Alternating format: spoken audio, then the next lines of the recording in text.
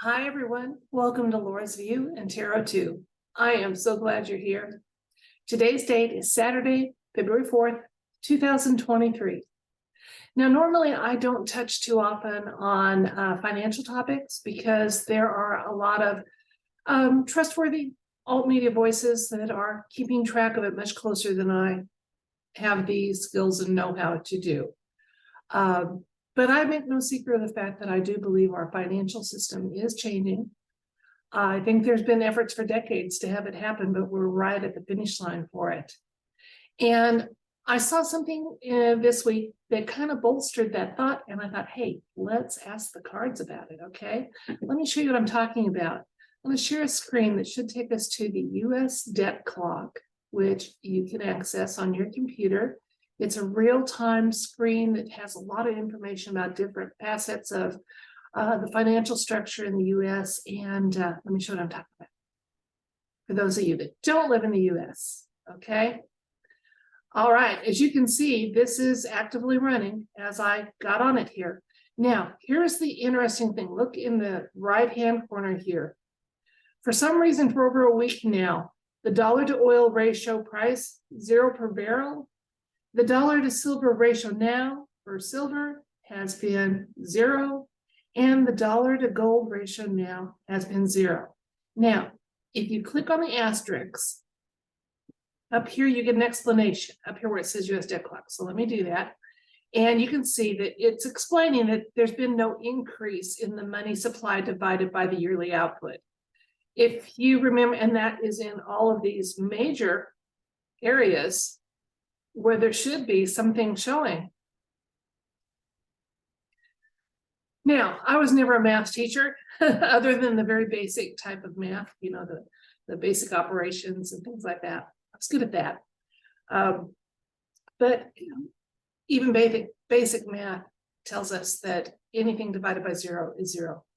Okay, so that tells us one of the big things here that was informative was that there is no increase in the money supply going on. So the Fed is not doing much printing, huh? So if any, they shouldn't be doing any. So anyway, let's ask the cards what's going on here. The Iraqi dinar has finally hit NASDAQ as being valued. That was another big indicator that, like I said, what modest information I know, that was another marker that we're looking for. And I know there's been good things happening with the financial structure in Alberta, Canada. If you want to do a little searching on that, that's an interesting situation.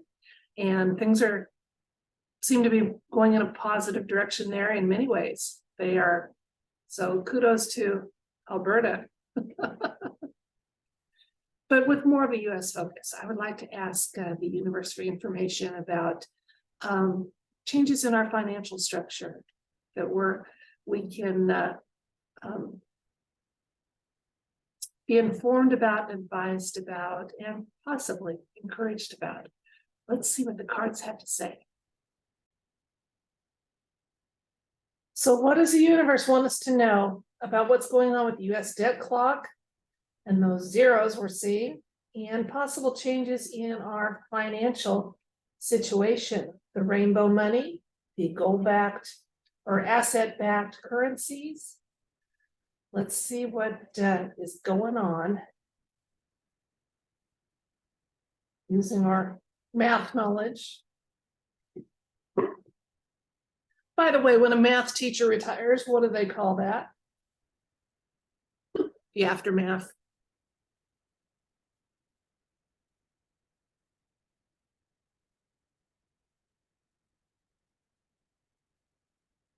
Okay, our first card is the 8 of Cups. Then the 4 of Swords. 10 of Cups. 3 of Swords.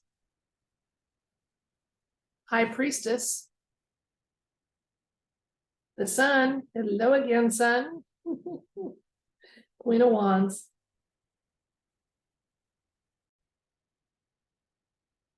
Okay, I'm going to give you just a general overview as I'm starting to do now, and then we'll talk about the elements and the cards that led me to this conclusion. Okay, I'm seeing that we're at a turning point that actually, while it hasn't been made public yet, in fact, there's been a lot of misinformation that's been deliberately put out there. It's already a done deal, okay, that our finances, our structures have changed, and they're going to very visibly be changing in the near future. Okay, maybe within days. All right, now let me show you why I said that. First of all, our question, we were asking about the US debt clock and our financial system in general. And this card indicates sometimes it's a little bit of, look here, not there, but it's also a turning point card. So it's indicating that our finances are at a turning point. Clarifying that a little more, we jump to this side and we can see that the Four of Swords is here, which talks about a hidden blessing. So again, blessings are, some things are obvious, but some things still aren't, okay? It's a period of calm and peace as far as the financial and the things go, till that hidden blessing is made a little more obvious, okay? The reason why I said I think it's already a done deal, as with so many things in our world, we have the Ten of Cups here, celebration card. There is no other way to read that card, but it's sitting in the near past position. Now in the present card, we have the Three of Swords, okay? That's the written and spoken word, and often when this shows up, it's talking about some deceit and even some sadness, okay? I don't think it's sadness so much the fact that our finances are changing, but just, those people or creatures who ruled our finances for so long, they're not going out without a fight, number one, and they're not happy about the change. They're just not, and that's just the way it is right now. So there's still some misdirection, and there's some information out there that's conflicting and not honest. But overall, the information is, yes, the change is coming, absolutely, and it's coming very, very soon. We look in the near future, we have the High Priestess. Okay, we have two major arcana showing up for the near future. Now, the High Priestess often talks about making careful consideration before moving forward. So yeah, the White Hats are they had to get this right. They didn't have a margin of error. We don't need another 9/11 distraction or another JFK assassination distraction. Okay, so they had to get it right. But she is always sitting here, balanced between the seen and the unseen world. And there's a veil behind her. It's kind of like, just step forward if you dare, look behind the veil. Okay, the information's right there. So she talks about the physical world and then the non-physical. So the things that haven't yet been revealed. Okay, so it is going to happen, but it's a careful reveal, and they've had to really look at lots of factors. And that's why this rollout has happened more slowly than people would have liked. Okay, because wouldn't we have liked to have known years ago that we could stop paying income tax, that we didn't have to worry about our Social Security fund being pillaged and bankrupt. Okay, it would have been nice to have some of that good news, even if we didn't get all of it. But it is coming. Those hidden blessings are on the way. Okay, in fact, the foundation is so firmly set that even with the lies and deceit, it's not going to be happening. It's not going to be thwarted. I say that because here we have our Sun card again. Okay, still showing up, a card of hope, optimism, good fortune. Even even our youngest are going to benefit from these changes. Okay, then on the other side, we've got the Queen of Wands showing up. And she is an optimistic card, an inspired card. Talks about, she's very honest, okay? And she's also trustworthy. So trustworthy. If you know animals don't turn their back on people or energies that they don't trust. And this cat's watching us, not her. Okay? And so she's just very trustworthy. So we're getting a good luck, and trustworthy. So again, we can trust that this nothing can stop what is coming, and that is coming. Let's get some more information from additional cards here. Landing with a little touch here on the Three of Swords with their deceit is the Seven of Swords, which often talks about trying to get away with a little bit of something. Even if you can't get everything you hoped for, still trying to get away with something. And I think that's probably pretty true with the deep state players. They're still trying to see if they can wiggle out of accountability.